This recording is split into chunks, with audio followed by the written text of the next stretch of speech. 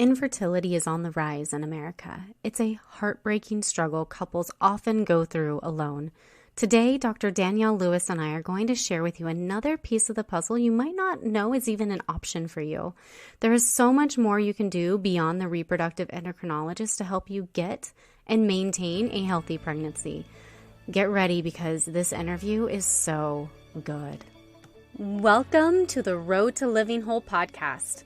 I'm your host, Marian Mitchell. I help people diagnosed with chronic disease figure out how to eat so you can live life again. This podcast is going to teach you my realistic approach to eating well with chronic disease, plus all the lifestyle strategies that are essential to truly having the life you dream of. Need a friend to help you plan meals, navigate the complicated healthcare system, and regain confidence again? I see you, friend. And I have the answers you've been seeking. Grab your kombucha and notebook. Let's dive in. Dr. Lewis, thank you so much for joining the Road to Living Whole podcast today. Thanks for having me. I'm looking forward to this discussion. Yeah, I'm really thrilled to have you here and to talk about navigating integrative care for infertility. We've been working together, I think it's about a year now. And you're an incredible doctor, and I'm really just excited to share you and your knowledge with the community. Before we really dive in, I would really love for you to tell us who you are, your background, where you practice, and your specialty. Awesome. Well, like you said, my name is Dr. Danielle Lewis. I am a naturopathic physician here in the very sunny, and it's actually sunny today, Phoenix, Arizona. A little bit about my background. Before I decided to become a doctor, I actually did physical therapy and did a lot of work with like orthopedics and women's health and like even brain injury and spinal cord injury there, and then decided I wanted to become a doctor. So I went to school here at SCNM and I focused my studies on, because I knew I wanted to specialize in women's health. So I focused my studies on women's health. As naturopaths, we don't have to do residencies, but I chose to do a 2-year residency, part at a naturopathic clinic, and then the other part at a gynecologist office, because I really wanted to hone my skills and be able to offer integrative care to my patients. And so I always say I kind of operate on the spectrum with women's health, where if I need to prescribe, I can prescribe. But if you want me to hug trees with you, I can hug trees with you too. So, and so then that has led me to starting my own practice where I focus on working with people who, anybody who identifies as female who wants to either stabilize their hormones and all the pieces that come along with that, which I'm sure we're going to talk about. And then also who are interested in attaining and maintaining a healthy pregnancy, especially for patients who are over the age of 35. I work with any age group, but especially for those patients over the age of 35 here in Phoenix. That's awesome. I love it. I do want to talk about infertility a bit. It's an extremely sensitive topic, and there's a lot of conflicting information out there. I'm really excited to talk about how a couple can work with a reproductive medical doctor. I think it's a reproductive endocrinologist, correct? Correct. Yeah. And then an integrative medical doctor. To just throw a few stats out there, according to the CDC, infertility in America is on the rise. We are seeing declining sperm counts. They say as of now, 6% of women struggle to get pregnant after a year of trying, and 12% can get pregnant, but then struggle to carry to term. I don't really like to put all the focus on women, but, because 35% of the case is also the male factor. And I know that you will address both of that when you're working with a couple. But beyond the numbers, these are people who just really desire kids, and there are emotional effects that are far-reaching. There's heartbreak and turmoil and frustration, depression, anxiety, hopelessness, guilt, and feelings of worthlessness. I know that naturopathic doctors really care about the whole person, which I think is huge, and it will really benefit couples a lot. Can you share with us more about the allopathic approach to infertility and what couples are typically going through right now? So one thing to bring up, like you said, that number 1 in 6 is 6% as far as for the women that struggle to get pregnant.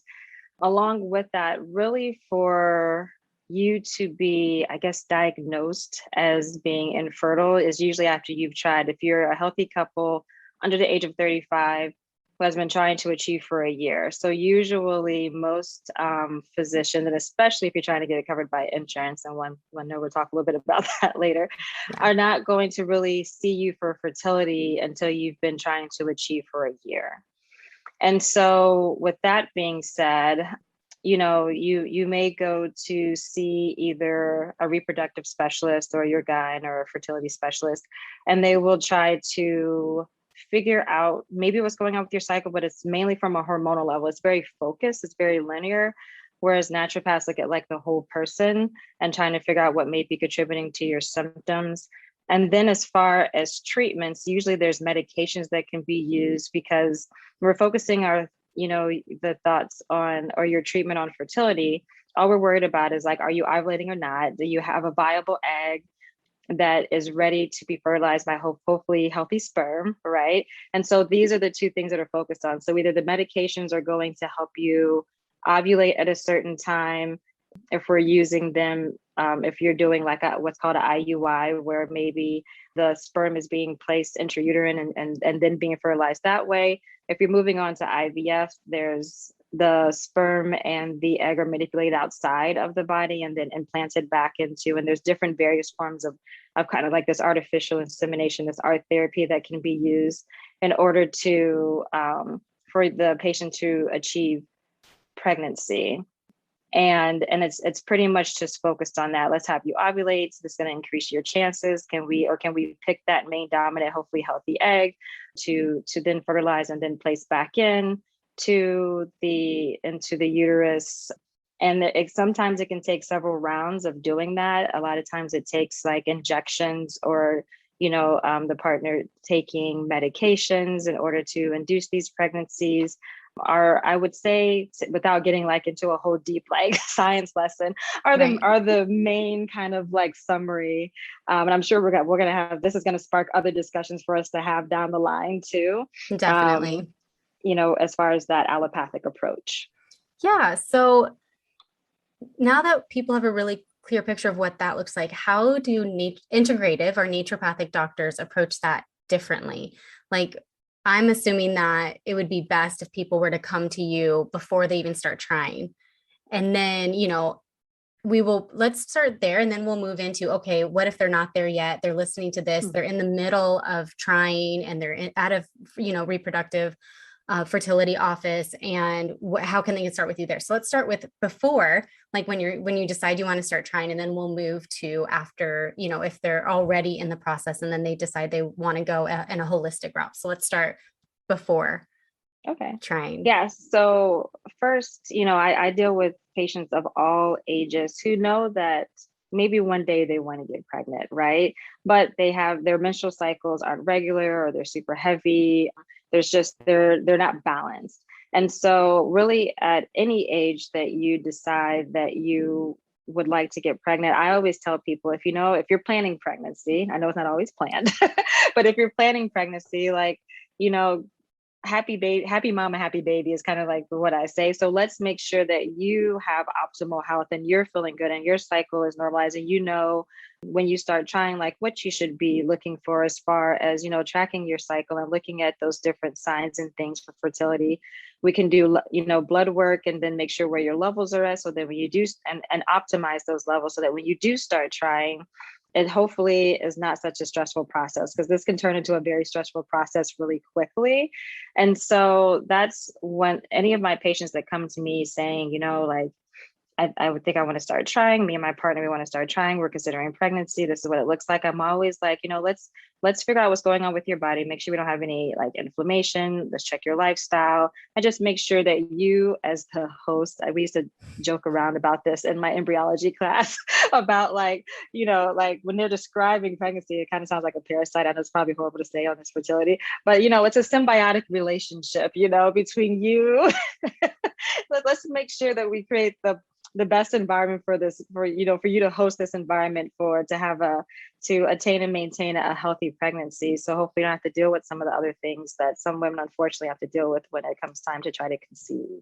Yeah. So we want to make sure that inflammation's under control, that they're their nutrients, their micronutrients are balanced, that they don't have deficiencies, because, when you're hosting or carrying a child, you are their sole source of nutrition.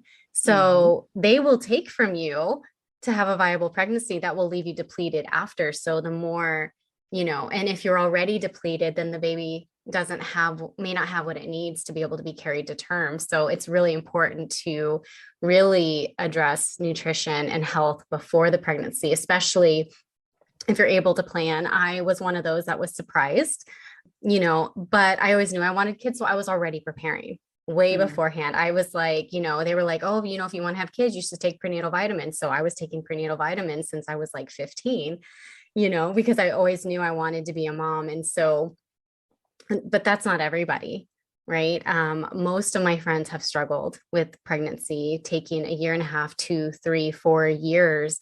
And they wish that they had had this piece beforehand, that they had known that this was a thing beforehand. So now that we've talked about that, let's talk about, okay, there's a couple, they're working with a reproductive endocrinologist. You've told me that you get patients referred to you from reproductive endocrinologists because they can only have that narrow focus, and yours is so much more broad. So what does it look like when a couple is seeing 2 different practitioners for the same problem? And how does that relationship work, and how do they differ from each other? So one thing I always impress upon my patients who are working with me and another practitioner, especially another physician, is like, we want to be clear on what each other's roles are. Like, what am I taking the lead? Is the reproductive endocrinologist taking the lead? And so at our first discussion, we figure out all those moving pieces. Are you going to take a break from, how many rounds have you done? Are you going to take a break from IUIs or IVF? And you're going to you're going to solely focus on this, or are you scheduled for another IVF round like next week, and you're wanting me to optimize your health in the week? You know what I'm saying? So we get clear and on where the patient is in the process, what their goals are. Of course, the goal is ultimately to have a baby, but like, I always try to get an idea, because sometimes people come to naturopaths with like these kind of preconceived notions of what they think the process is. Like, I'm just going to give them a couple of supplements, and they're going to, like, magic supplements, and they're going to be good to go. And it's work. It's work to really, I always tell my patients, like, I'm your healthcare advocate. I have a lot of really great ideas. Doesn't mean you're going to do them or like them or anything. So that's where we kind of have to start, is with like, what are your clear goals? Where are we at in the process? And then where are we going? And then be realistic about the steps it's going to take to get there. And so there's still a level of, we have to figure out, according to our timeline, really, as far as mom and carrying the baby, and how we can best optimize the amount of time that we have. So ideally, if I can work with the patient prior to them starting the process, that's always ideal. But you definitely get patients that come to have been referred, and they're trying to figure out what their next step should be. Lifestyle is still very important. And then like, there's so much information on the internet in regards to supplements and everything. So I will tell you, a lot of it is like really looking and managing those supplements. And a lot of times I'm actually taking things away that they don't need. And there's certain supplements that shouldn't be used, and in certain part, like along with certain medications. So really looking at fine tuning that. And then acupuncture is actually that's probably the main thing that I get referred for, is using along with like the lifestyle stuff and just helping them navigate that, is acupuncture, because there's a lot of really great research around like either pre-implantation or around ovulation, certain points that can be used to help. And the other thing about acupuncture that's nice is, like I said, this can be a very stressful process for people. And you'd be amazed at how well you can relax with a bunch of needles stuck in you. Like, I have my patients who are like super high strung, and I'm like, let me just like pin you to the table for like 20 to 30 minutes and do these very strategic points to help you process your stress better and help you just feel better. Because even the process of like injecting yourself and being on a schedule and scheduling, sexual intercourse or different things like that, or scheduling these implantations, that whole process can be super stressful. And a lot of times I just find myself managing that piece either through like lifestyle techniques and or acupuncture and different, tools that we have to do that. So I would probably say that's the main. I always request records from the endocrinologist, the reproductive endocrinologist, Most of the times they will stay in, like if they're questioning my treatment plan, they'll stay in contact too. So we're in contact with each other. If we have to hop on the phone, we can, because at the end of the day, the most important person is the person who's trying to conceive, right? The couple who's trying to conceive. And so once, making sure we're clear on that communication, everything makes that process a lot easier. And I think it's actually really beneficial for patients to have, and I feel like the patients who have both of those components, the process, they feel more supported through the process, I've heard, and ultimately end up having better results.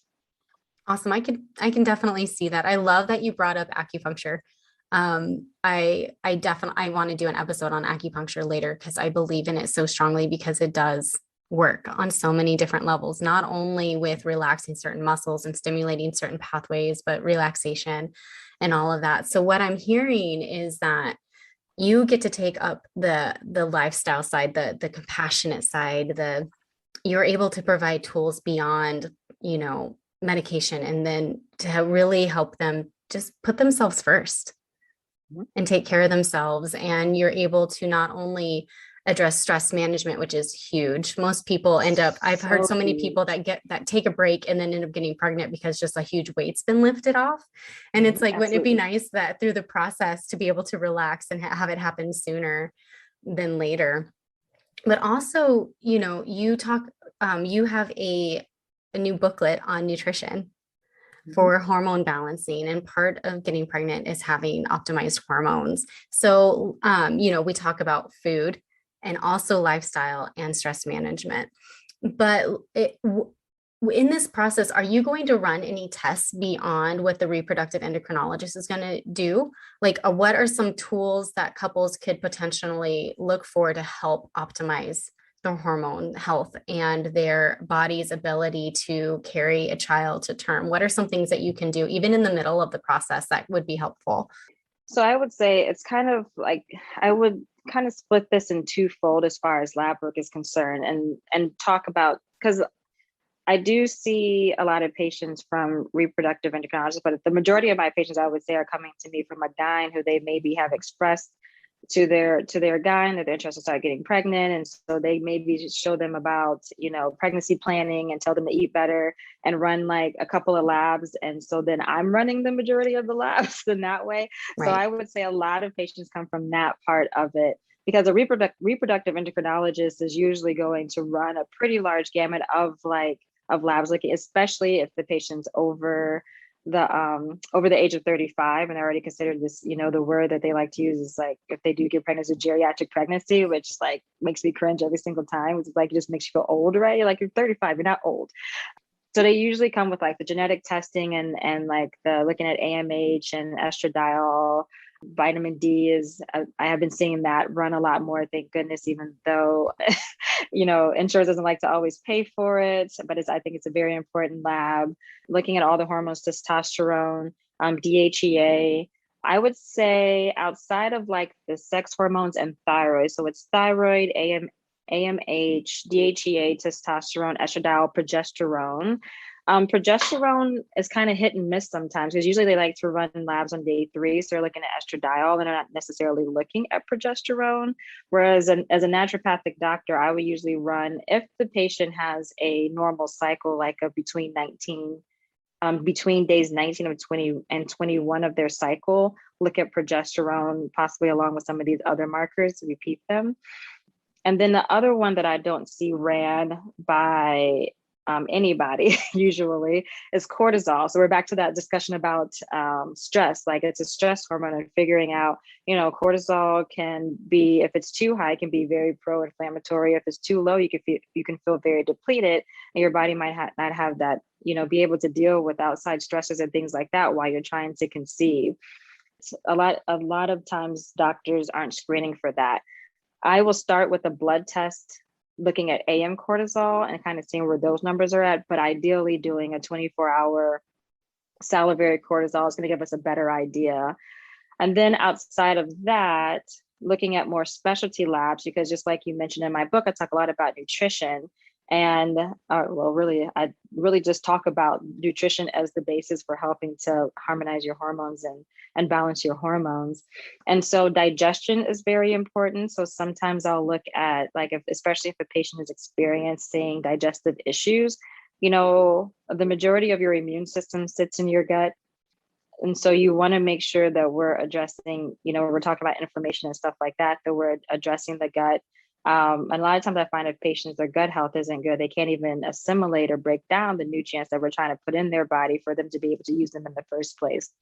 A food sensitivity panel at times, because I say also, just because something's good for you doesn't mean it's good for you. So Yes. maybe your body's not able to process certain foods that are for you causing inflammation. Like garlic, I had for one patient come up, and it was definitely evident that her body just did not like garlic. And so we had to do work around that.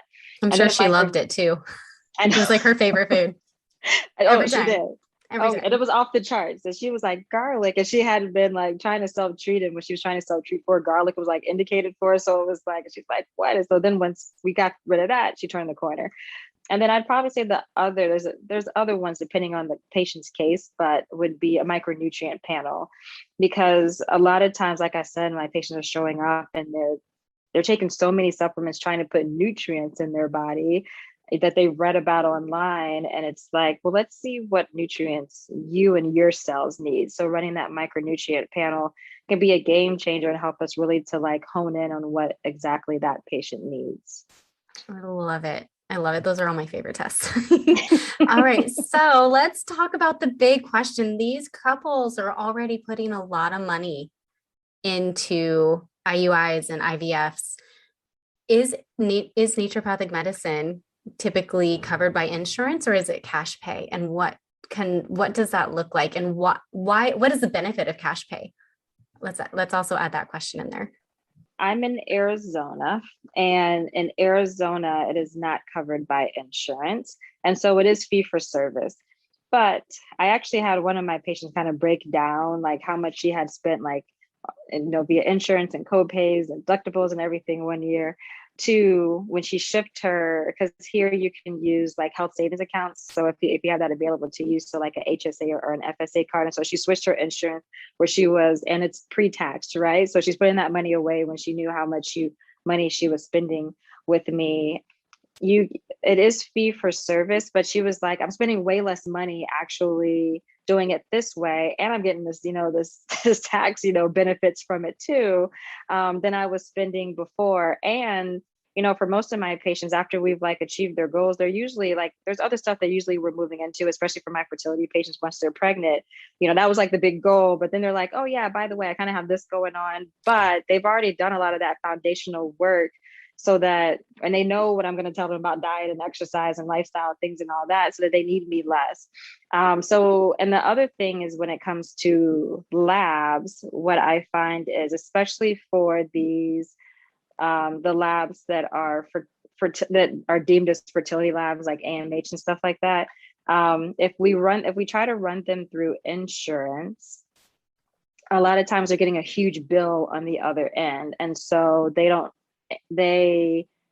know what that bill, you can call, no insurance is ever going to guarantee you what they're going to bill you until it's actually billed, right? So you get that bill.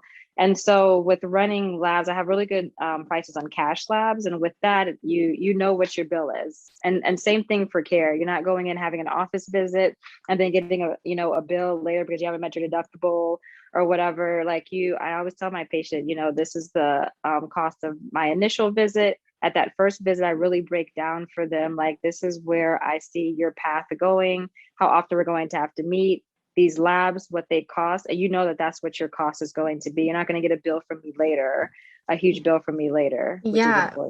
In our field, we always joke about how we work ourselves out of a job. It's an upfront investment. And then they they come back like once a year. I haven't had insurance for a very long time since the Affordability Act came into place. So I've always been cash pay. And I have to say, it's so much more affordable to pay cash in this environment. Insurance doesn't cover very much. I know that insurance rarely does cover fertility, the fertility process. And when you're addressing the root cause, you're making yourself a your nutrients are there, the inflammation's been reduced, everything, then you get more bang for your buck when it comes to the IUIs and the IVFs that you may need to get pregnant. That is something that couples may be required to go through. And if it works the first or second time, you're saving so much money on the back end. Exactly. Yeah. There's definitely been like studies that have come out showing that, to make sure you like all the work you do on the front end and the investment you do on the front end can actually decrease the rounds. Like if you do decide to go to IUI or IVF route, like you can decrease those by 20-30%, was significant because these aren't cheap procedures that you're having in. So you're investing maybe, anywhere from a couple hundred to a couple $1,000s on the front end, and you're saving. Sometimes IVS at some clinics can be upwards of $10,000 per round that you're paying for 10,000. So imagine you don't have to do, if you less than that by 20 or 30%, that's a pretty significant number just by doing some work on the front end. Right. So you're already basically doing a cash pay procedure when you're going to a reproductive endocrinologist. So when you spend, typically the tests are what I would say anywhere from like 300 to maybe 700, depending on how extensive the labs are. And and so compare that to 10,000. So if you're going to spend 10,000, why not spend 1,000, 1,500 on naturopathic care that's going to help you make sure that your nutrients are where they need to be, and your stress, you have really great stress management, and your lifestyle's really keyed in so that your money goes longer. And I know somebody who spent 90,000 to have a child, 90,000, and if you can cut that down to, less than 15,000, that's huge. Huge. Yeah. Huge. Absolutely. Yeah. So, and they can start seeing you anytime in the process. They can put everything on hold. They can take a few months, however long it needs to take. Every person's going to be different, 3-6 months to really just, if it takes that long, to really just kind of set the stage and lay the groundwork for their body to be receptive to treatment.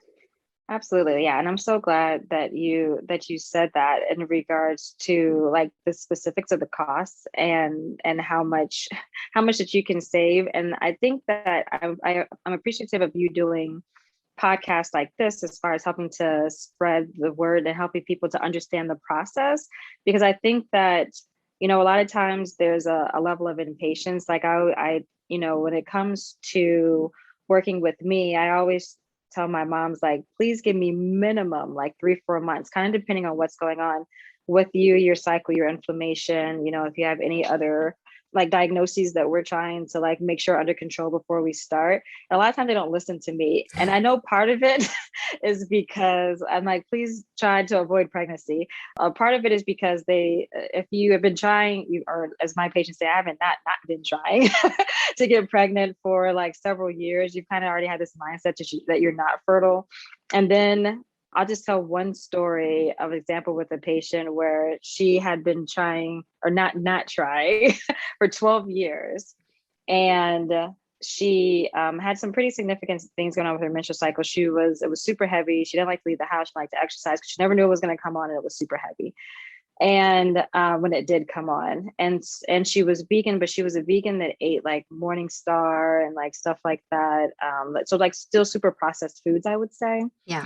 And wasn't really getting vegetables in the diet. And I was like, okay, you really did give me, I wanted 6 months with her just because of how irregular her cycle was. And I was like, this is like the first 3 and 4 months is like regulating your cycle. And then we really hit the fertility stuff.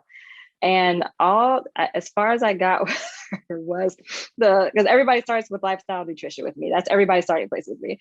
And, we threw in some vegetables, we took out the processed foods, we did some, some planning around just like, can we get on the treadmill for 5 minutes? It's in the house. If your period starts, at least you're in the house. And like, mental mindset around, certain, habits and stress management. And then there was a couple of things that came up in her labs. Like she was hypothyroid, didn't know that we were like addressing 2 months. She was pregnant, just had her baby in January. I'm still waiting for my picture. That's so exciting. And if you're listening to this, send the picture. We love babies. We love the babies. And so I think that people a lot of times if they don't understand the process, it's hard to trust the process in the beginning. You're like, give me 3 to 4 months to do what? And there's not really like your goal you want is a baby, right? So you're just thinking, I need to do everything. I need to keep trying to have this baby. And I'm telling you to kind of like chill a little bit. Let's work on you. Let's get you feeling better. But you're just worried about having this baby. So sometimes it's hard for people to understand how important it is to implement these lifestyle and how huge of a difference it can make in their ability to attain and maintain a pregnancy. So that is really thank you cool. for the podcast. Yeah, my pleasure. So, and we've talked about the role that food plays. Like nutrition is huge. It lays the foundation. It's not the end all be all. Like there's going to be more, but it lays the foundation. And then we've talked about stress management, like how important that is. And really, you can't, it's kind of like when you're on the airplane, you put your mask on first for oxygen before you start worrying about other people. And that's kind of how it is with fertility.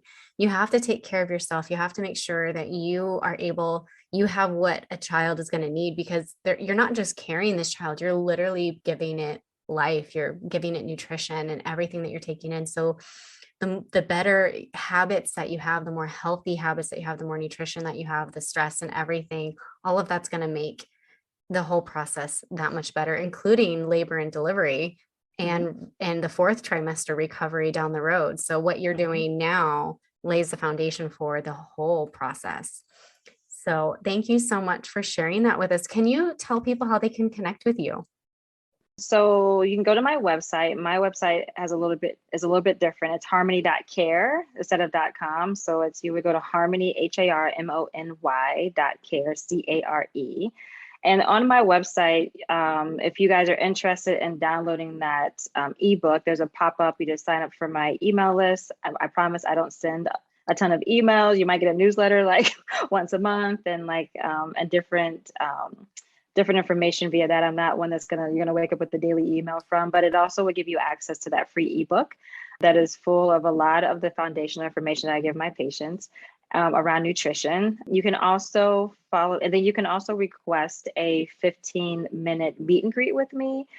I do meet and greets to make sure that whatever it is you are looking to have my help with, I'm a good fit for you. And also to give you an idea of how I practice, to make sure that's what you're looking and wanting to sign up for. So I've found those to be very beneficial with getting people in front of me that are ready to do that work and just a good fit. Understand that, and just a good fit and overall. So you can request that via the website. You can either text the office or call the office.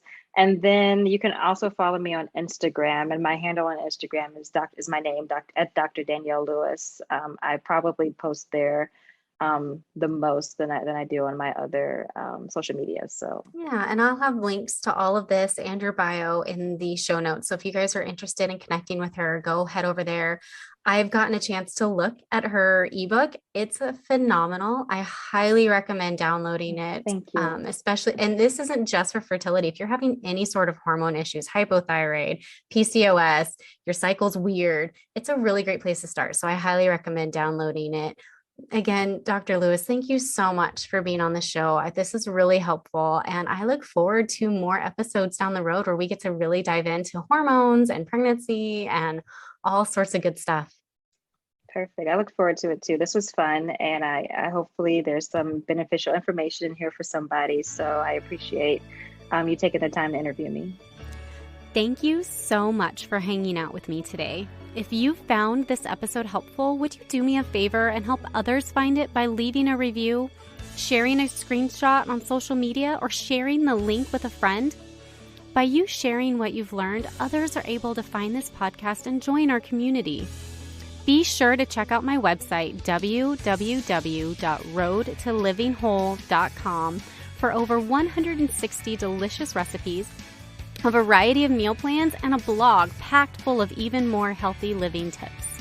If you'd like to learn more about how to work with me as your coach, you can schedule a free consult through www.roadtolivingwhole.com/health-coaching/. Until next time, friend. Bye.